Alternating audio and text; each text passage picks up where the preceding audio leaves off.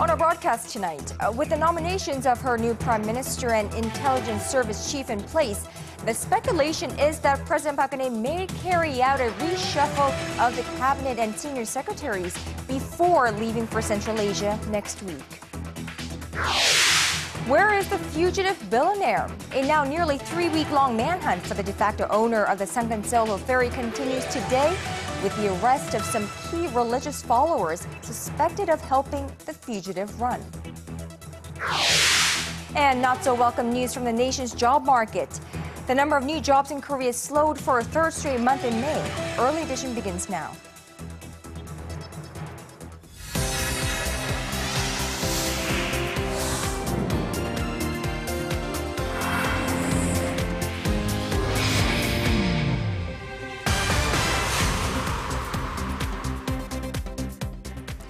It is 5 a.m. in New York, noon in Baghdad, and 6 p.m. on Wednesday, the 11th of June here in Korea. Hello, this is Early Edition at 6, live from Seoul. I'm Moon Gun-yo. And I'm Daniel Che. Thank you for joining us.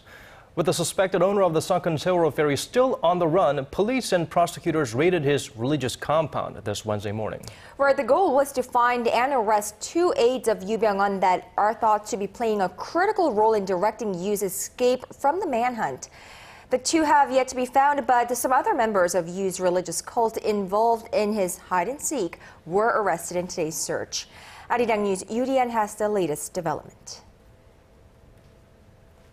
Some 6,000 police have raided a religious compound in Anseong, south of Seoul, to arrest 2 women suspected of helping the fugitive de facto owner of the Sewol-ho ferry, Yoo Byung-hun, evade authorities. They have yet to find the 2 women, but they did arrest other church followers suspected of playing a key role in aiding and abetting the fugitive ferry owner. Yoo is a founding member of the Salvation Sect religious group, which is believed to have acted as the control tower for his escape. The massive operation comes less than 24 hours after President Park Geun-hye lashed out against the joint investigation team for taking too long to find Yoo. 지금까지의 검거 방식을 재점검하고 다른 추가적인 방법은 없는지 모든 수단과 방법을 검토해서 반드시 법의 심판을 받도록 해야 할 것입니다. The Sewol-ho ferry owner has not been spotted in public since the tragic disaster occurred in April. Prosecutors say he has previously attempted to smuggle himself out of the country by offering to pay brokers a whopping 10 billion won, or roughly $10 million. Hours after President Park's comments a day earlier, prosecutors held an emergency meeting with police, military, and government officials and decided to have the Navy watch over the coast surrounding Korea to prevent the fugitive from fleeing the country. This is the first time that the Navy has been called on to take part in an operation designed specifically to prevent someone from being smuggled out of the nation. Yurian, Arirang News. Now, President Park Geun-hye's nomination of a new prime minister on Tuesday was the first domino in an imminent reshuffle of her cabinet and the presidential office. Political watchers believe a series of nominations and appointments will be made soon, even before the week is up.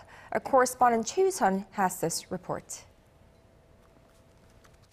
Contrary to earlier predictions, President Park is expected to carry out reshuffles of her cabinet and the presidential office before departing for Central Asia next Monday. That seems to be the consensus, as the swift move would be made to avoid a further delay in government restructuring and public service reforms, which the president promised in the aftermath of April's ferry disaster. On Wednesday, her spokesperson Min Kyung-wook said there was a possibility that changes could take place this week. Under normal circumstances, the president would wait for the prime minister nominee to be confirmed by the National Assembly at the end of this month or the start of next before making such a wide-scale change.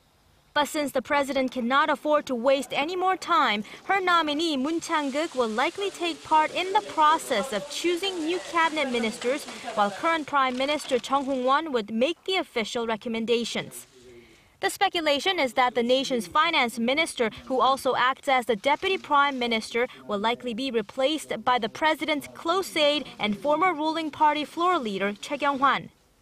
Another potential candidate is current Presidential Economic Affairs Secretary Cho Won-dong.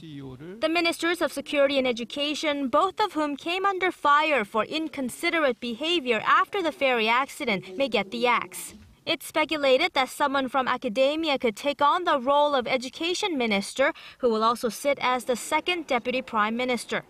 A number of President Park's senior secretaries, including ones in charge of the economy, culture, and political affairs, may either be named into the cabinet or given a different post. Meanwhile, her chief of staff and senior secretary for state planning are widely expected to stay put for now. Choi Yu-sun, Arirang News. It's been a week since the opening of this month's extraordinary parliamentary session, with no results to speak of yet. The ruling Saenuri Party's floor leader has proposed a set of measures to set government reforms in motion. Here's our Kim Young-gil. Addressing the full assembly and members of President Park Geun-hye's cabinet on Wednesday, ruling Saenuri Party floor leader Lee Won-gu said his party will be at the forefront of reforming the government and party politics. I propose the establishment of 3 special committees for reform. Committees to reform politics, to reform the government, and to take care of the people's livelihoods. These committees will provide a master plan to reform our country. Earlier this week, rival party floor leaders held their first weekly meeting and shared the common view that the government should spur efforts to restructure the nation's safety management system. Floor leader Lee also proposed forming a joint consultative body between the Saenuri Party and the main opposition New Politics Alliance for Democracy. The consultative body would discuss all agenda items, ranging from public livelihood bills to sending special envoys to North Korea. If the joint consultative body is launched, lawmakers expect it to speed up initiatives to aid parliamentary operations. Currently in the spotlight is the Green Light Law, which aims to make it easier for bills to be voted on. Any bill that party floor leaders and the Assembly Speaker designate as a green light bill could be sent straight for a vote on the Assembly floor. On Thursday, the floor leader of the main opposition New Politics Alliance for Democracy, Park Geun-hye, will deliver a keynote speech at the plenary session. Kim Young-gil, Arirang News.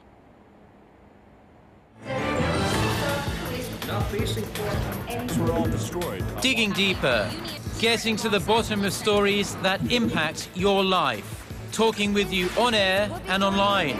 Connecting you with experts on the world's most pressing issues. News and current affairs at its best with Moon Gon-young and Daniel Che on Early Edition at 6.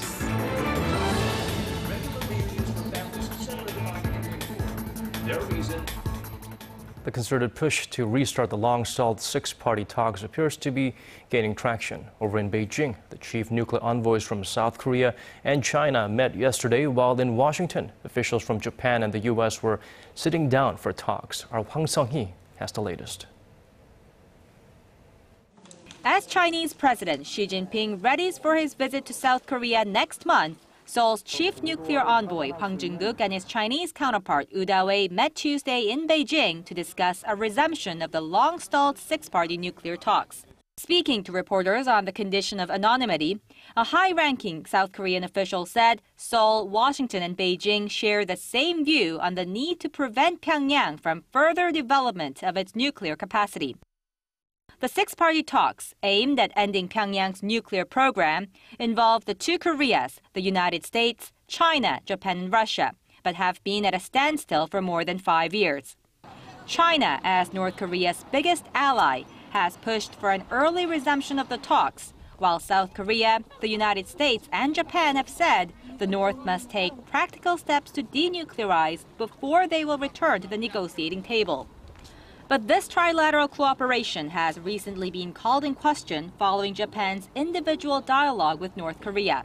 Speaking with his U.S. counterpart Glenn Davies in Washington on Tuesday local time, Japanese chief nuclear envoy Junichi Ihara explained Tokyo's agreement with Pyongyang, which centers on reinvestigating the fate of Japanese abductees to the north. According to the Kyodo news agency, Ihara stressed the importance of the trilateral alliance in countering North Korea's nuclear ambitions, but said that the abduction issue required separate discussions. And as North Korea accelerates diplomacy of its own, experts say South Korea should make use of the Chinese leader's upcoming visit as an opportunity to outline what it wants from Pyongyang in exchange for restarting dialogue. Hwang Sang-hee, Arirang News. The ferry tragedy in April continues to weigh on the Korean economy, slowing down the pace of its recovery. This time, it's the nation's job figures that have taken a hit. Hwang Ji-hye has the details. The Korean economy added 410,000 jobs in May from a year ago, bringing the number of employed in the nation to almost 26 million. But that marks 3 straight months of slowing job growth and the lowest gain since last July. Statistics Korea says slumping private consumption due to the deadly ferry disaster in April resulted in the lower growth in employment last month. It's no surprise then that the nation's service industry, which includes the retail, lodging, and restaurant sectors, added only around 320,000 jobs in May from a year earlier, far lower than more than 500,000 created in the previous month.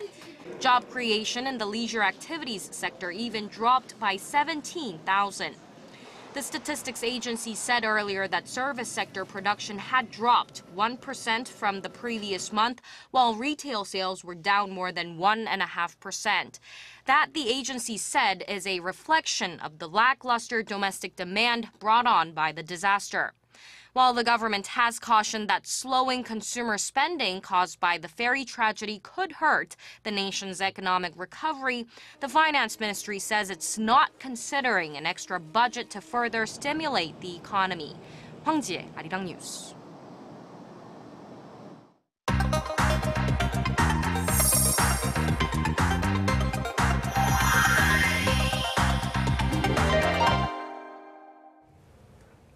Now, Korean exports last month suffered their worst decline in 8 months as a drop in Chinese demand. Of course, we cannot disregard the effect from fewer working days more than offset growing purchase by customers in Europe and the U.S. However, still, according to data from the Trade Ministry, exports fell 0.9% from a year earlier. But what's more concerning is that exports to China, which is Korea's largest export market, slipped 9% from a year before. 9%, the fastest drop in nearly 5 years.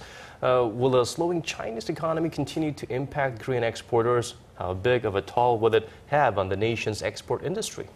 Joining us live in the studio for an assessment is Dr. Shin Se-dun. He is a professor of economics at Sungmyeong Women's University and a very hard person to grab onto. So we're very fortunate to have him. Professor Shin, thank you for joining us. Pleasure to be here. All right, Professor Shin. Now, if your current income and financial future are dependent on a rich uncle, you would most likely want to, on a daily basis, look after his health and see how he's doing, right? And I think that's probably an analogy that we can use as for Koreans and the Chinese economy.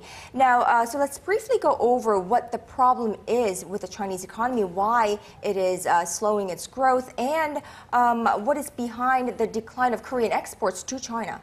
First, China has been growing very rapidly, more than 12% for a substantial period of time. No country can continue that kind of pace of economic growth.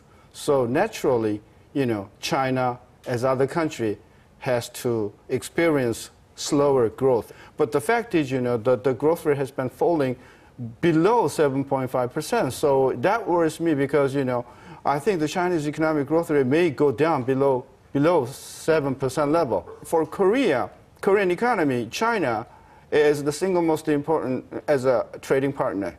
And the fact that China is suffering from slow economic growth, naturally Korea has to have the same effect.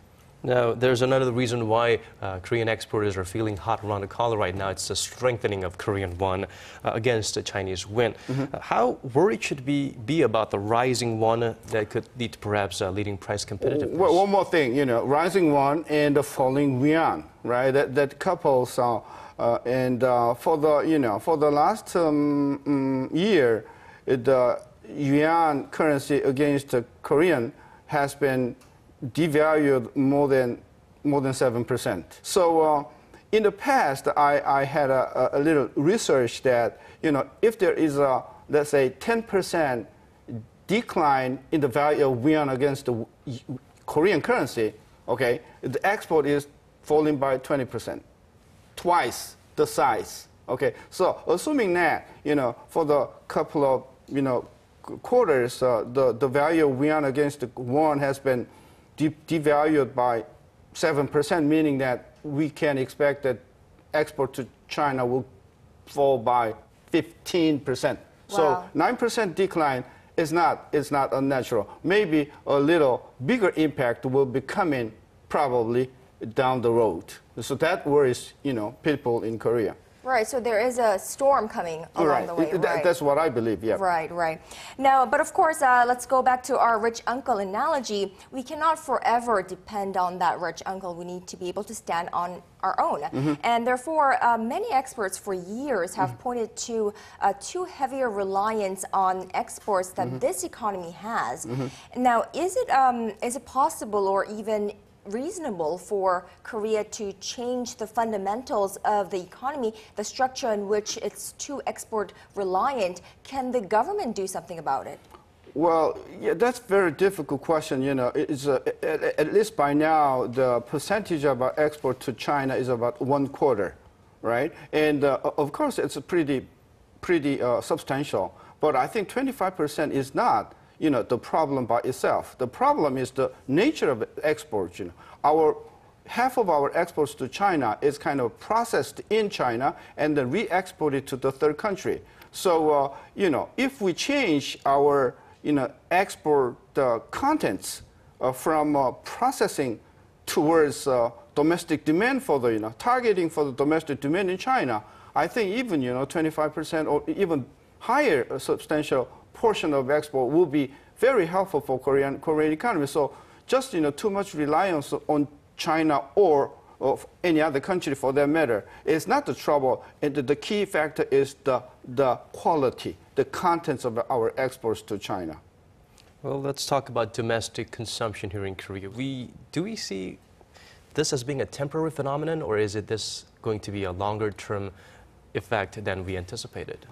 Well, many people, many institutions in Korea projected that, first half of this year, private consumption will grow more than 3.5%, 3.8%, depending upon the institutions. But it came out that, the first quarter domestic demand increased less than 2.5%. And that is not including the Sewol ferry effect. So, if the ferry effect materializes in the second quarter of this year, the growth rate will be much lower than 2.5%. So it is inevitable for the government and the institutions to readjust their, the demand forecast. But I think first half of this year, the private consumption will be very difficult to grow more than 2.2%, which means, our growth rate for this year should be substantially lower than what the most, institutions had projected at the end of last year. So somewhere along the lines of low to mid 3% range, perhaps? I think, yeah, between 2.5, 2.6. So even under 3%? Oh, of course. The second half of this year, I think we would have the yuan effect and the yen effect, right? And the global economy is not picking up, as many people expected. So I think, last year our export grew 2.5%, right? And I think this year it's going to be very difficult to achieve the export grow more than 2.5%. So I think this year, including the sluggish consumption or domestic demand, I think this year will be, in my opinion, it will be worse than last year, which, last year we had about 3% growth rate, right? So I think, it's a little lower than that is my projection. But of course, I am always in a minority. Well, Dr. Shin Se-jeon, thank you for your straightforward and cynical, but of course, we need the truth out there. And thank you so much for coming here, joining us. Dr. Shin Se-jeon from Sookmyung Women's University, Professor of Economics there. We hope to have you back here sooner than anticipated. Always my pleasure. Thank you.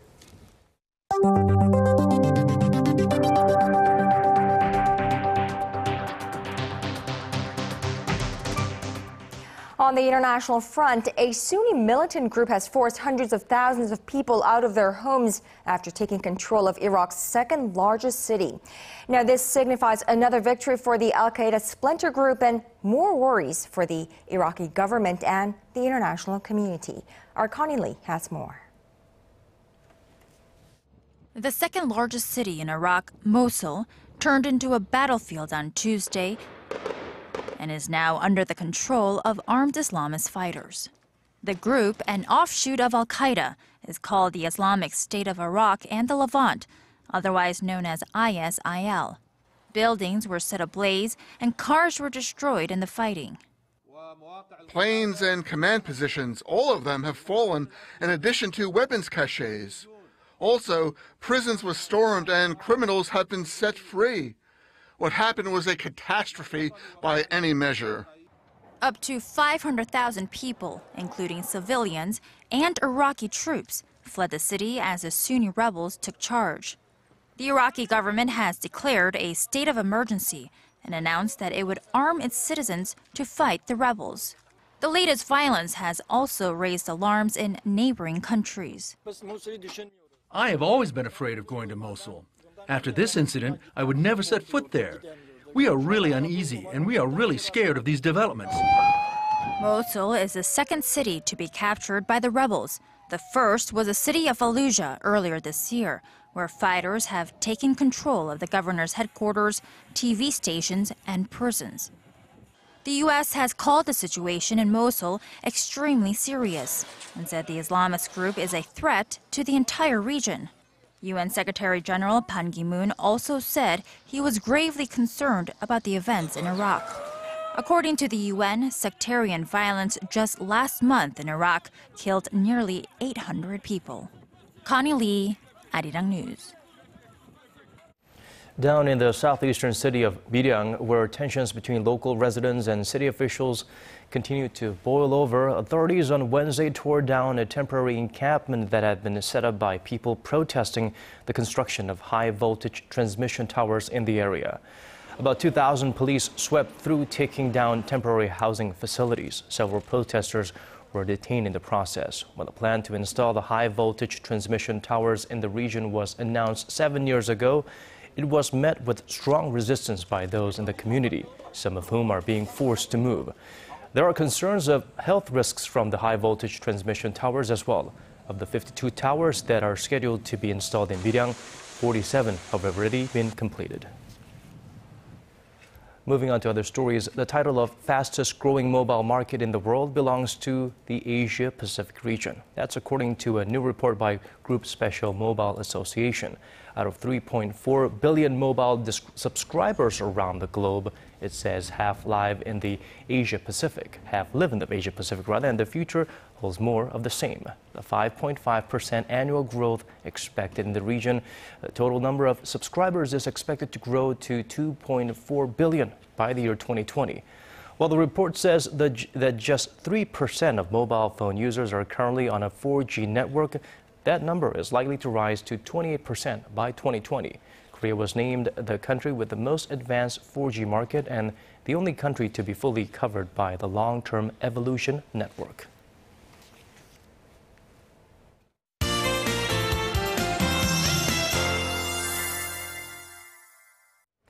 Let's get a check on the weather by turning to our Michelle Park at the Weather Center. Now, Michelle, the weather has been very volatile, unpredictable here in Korea, and I hear there was even a tornado, albeit a small-sized one, yesterday in Ilsan, which is north of Seoul.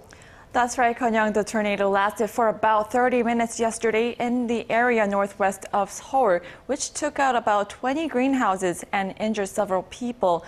No tornadoes today, but there was hail reported in the west of Seoul today. Well, most unfortunate, and we all hope everyone in Ilsan is okay. Now, Michelle, how long are we expecting this unpredictable weather conditions to continue? Well, until Thursday, we're expecting heavy showers with thunder and lightning as well as sudden hail in some regions. On Friday, the rain will slowly clear out, making a way for a nice favorable weekend with high temperatures. Tomorrow, the nation is in for more rain. Most of it will fall early in the morning and in the late afternoon, while the daytime highs will be similar to today. Now going over to our temperature readings, Seoul will start off the morning at 19 and 27 in the afternoon. Meanwhile, the southern cities such as Daegu and Busan will peak up to 25 and 21 degrees. Now moving over to other regions, Jeju Island tops out at 23, while Mangkungang and Dokdo will both peak out at 19. Well, that's all for now. I'm Michelle Park Geun. Back to you guys. Thank you for that, Michelle. And that brings us to the end of our newscast. Thank you for watching. And for our viewers in Korea, have a wonderful rest of the evening. This has been Daniel Chan. And I'm Moon Gwanyang. To those of you in other parts of the world, have a great start to your day. And yes, of course, we hope to see you right back here same time tomorrow. Bye-bye.